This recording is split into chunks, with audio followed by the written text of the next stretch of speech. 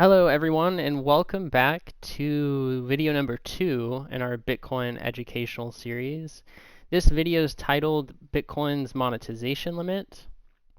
Before we really get into it, we need to quickly recap what we covered in the first video, because those foundations that we started to build are really important if we want to really understand where Bitcoin, and by extension other Bitcoin chains, are headed. So first, let's review what Bitcoin's value prop is. Again, it's simple. It's a tool for resisting the state's monopoly privileges over money, and those privileges are censorship and taxation. Bitcoin is able to resist this through this peer-to-peer settlement layer that allow any two parties to exchange value without needing a trusted intermediary. The way it does this is through achieving decentralized consensus, where individuals can voluntarily opt into the system and enforce these consensus rules. The rules like the 21 million supply cap and the block size limit that we reviewed in the previous video. The important thing to remember here, again, is that these rules are enforced by active economic nodes, meaning people or users who actually participate and validate, and by extension enforce the rules through running Bitcoin itself. So economic nodes are what matter. Now, from where we left off in the previous video, since Bitcoin's block space is limited, that leads to this emergence of a market for confirmations. And that creates a dynamic where the more people that demand Bitcoin, the more expensive it becomes to transact on the chain. This implies at some point that it reaches this monetization limit where no more goods can be demanded in the money. In other words, it's like an upper price limit on money. Understanding this, again, is very important because it sets the stage for why other Bitcoin chains will inevitably emerge given sufficient demand for Bitcoin. Or a better way to think about it is just extra demand for Bitcoin's value prop, this permissionless money. So in this video, we're going to build on that original foundation. We'll look at how the dominant views on scaling transpired over time, how the economic structure of Bitcoin actually mirrors other commodities like gold, even though it's largely misunderstood, so we'll explain that, and then why rising fees are not temporary for Bitcoin, which will eventually lead us to a conclusion that diverges far from the consensus view around Bitcoin. So this popular kind of narrative that exists today is untrue, and we'll explain exactly why. So the problem here in Bitcoin is that there's this belief that Bitcoin can increase infinitely its number of users through centralized credit layers. And people believe that it'll be politically popular enough that governments won't try to change the rules or do what they did previously to gold. So people believe that it will retain its value proposition and governments will not try to resist. While this is the popular view, credit-based systems, they can temporarily alleviate Bitcoin's scaling bottleneck, but they reintroduce the very risks Bitcoin was designed to eliminate. So this trust in intermediaries, which eventually can lead to political coercion, where governments force any exchange or business operating within its jurisdiction to censor, or potentially the government can even confiscate Bitcoin from these centralized credit layers.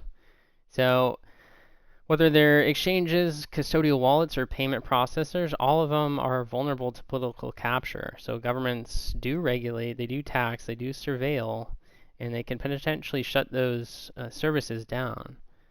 So the reason it doesn't happen right now is because Bitcoin is seen as this speculative asset.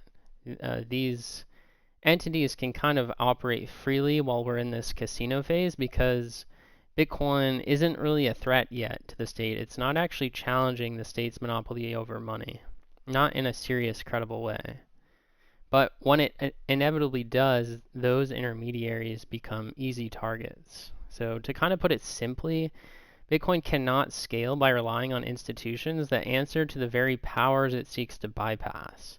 True scalability only happens through market-driven solutions that maintain Bitcoin's censorship resistance and sovereignty, which should be obvious that centralized credit systems inherently cannot provide. So how can this type of money really scale to more people?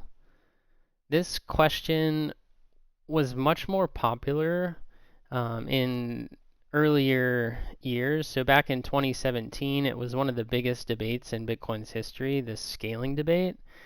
And there were basically two sides that evolved and had ideas on scaling. The first camp was the big block camp. They argued that Bitcoin should simply increase the block size to allow more transactions per block, which would keep fees low and scale to more users.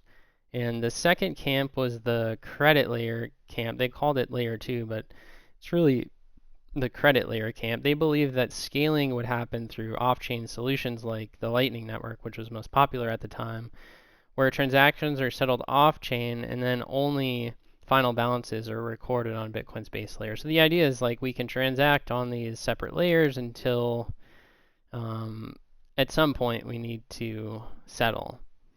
Both of them had good intentions, but honestly, both of them were wrong, and here's why. So increasing the block size might temporarily relieve fee pressure, but it increases the cost of validation, the cost of running a node.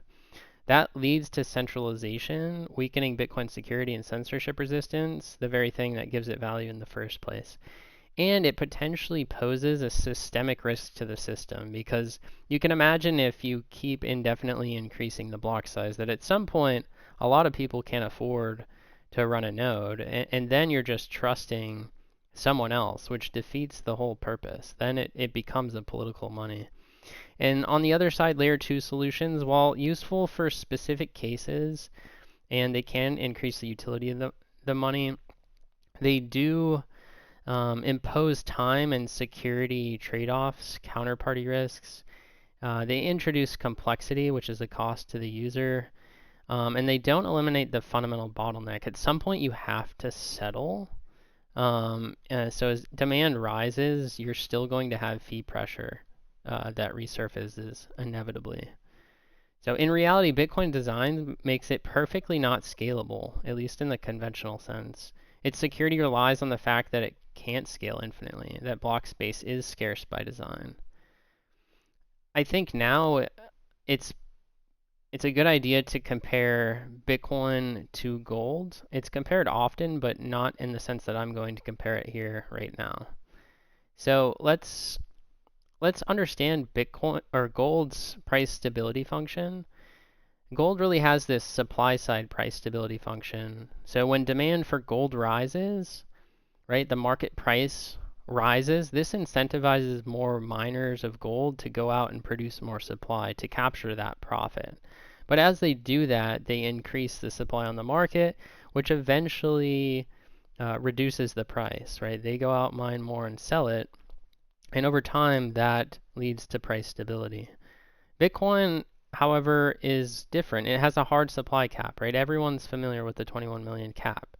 Its stability function, though, is exactly identical. It just comes on the demand side. So as usage of Bitcoin increases, the cost to settle transactions rises, which eventually prices out lower value activity. So here's the critical economic reality that is so misunderstood.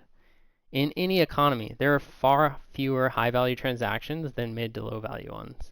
So as Bitcoin grows, every new high-value transaction added to the chain comes at the cost of excluding a larger total volume of lower-value transactions. Eventually, this dynamic forces what I'm talking about, a monetization limit, where Bitcoin's price remains stable, just like gold, not because of supply increases, but because demand naturally prices itself out, right?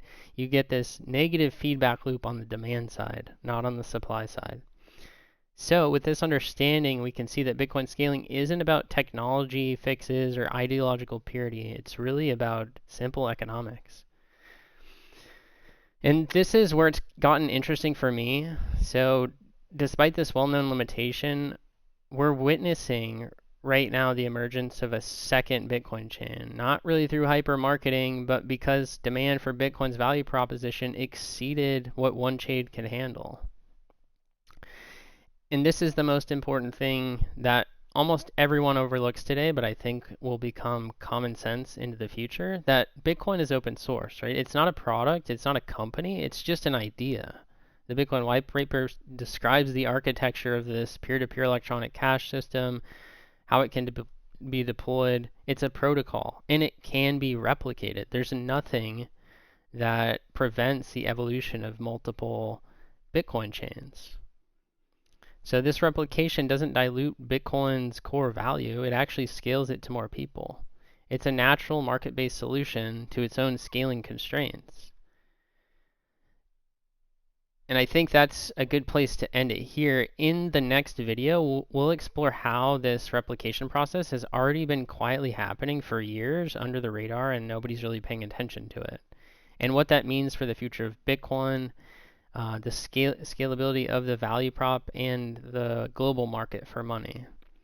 But thanks so much for tuning in for this second video here. Remember to like and subscribe. You can find me on X at WLitecoin and on YouTube at the Litecoin Forecast. And then stay tuned because I am releasing the book, Why Everyone's Wrong About Bitcoin, pretty soon, as soon as it's done editing. Thank you again.